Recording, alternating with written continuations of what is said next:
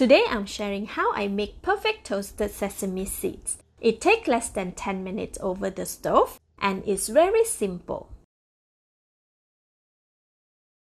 I am only going to toast about 5 tablespoons for just a couple of minutes, as if toasted sesame seeds are kept too long, it loses its fragrance and freshness. The smaller amount makes it easier to manage too.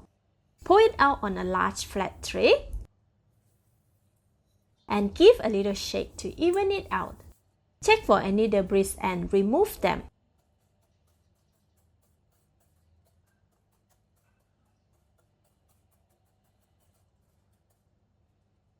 My sesame seeds are quite clean, so we can move on to toasting them. Heat a stainless steel pan over medium-low heat and pour all the sesame seed in.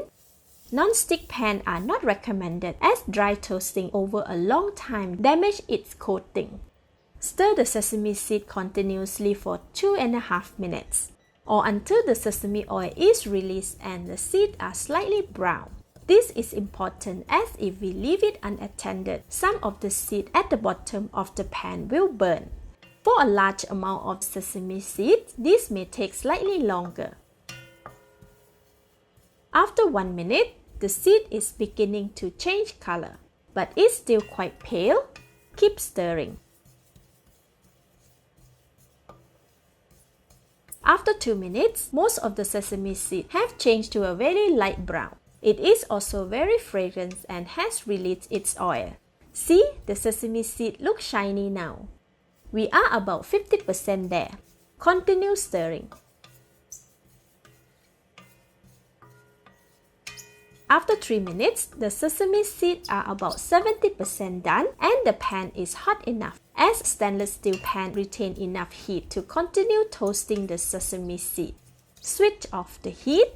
Continue stirring the sesame seed until they come to a desired color. Although the heat is off, they will gradually brown with the residual heat from the pan and the sesame seeds. For me, this took about 3 more minutes. Alright, after 2.5 minutes, the sesame seeds are done now. Carefully remove them from the pan over a large flat tray to cool. Spread them out evenly as possible to help them cool faster. Avoid leaving them in the pan as the residual heat will burn the one at the bottom. After 10 minutes, the sesame seed has cooled completely. Transfer into an airtight container to keep. I am using a funnel to make the transfer easier. It can last for about a week or so at room temperature. If there is a stale smell, the sesame seeds are no longer fit to use. And that's it. I can't wait to use this toasted sesame seed for my next dish. Thank you for watching. Please like and share if you have enjoyed the video. This is Home Cooking with Somjit. Thank you and bye-bye!